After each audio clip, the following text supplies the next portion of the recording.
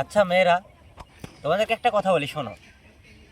এই পুরুষ কেন তোমাদের এত গন্ধ? এই পুরুষ বানায় তোমাদেরই ছন্দ। পুরুষ মানে ভাই দুঃখ কষ্ট, হাসি আর আনন্দ। এই সব নিয়ে পুরুষের জীবন ভাই এক মন্দ। নারীর কারণে হয় পুরুষ মন্দ, পুরুষ ছাড়া চলে না তবু নারী গায়ের গন্ধ। তবু মানুষ অনবরত পুরুষদেরকেই দোষ দিয়ে যায় ভাই।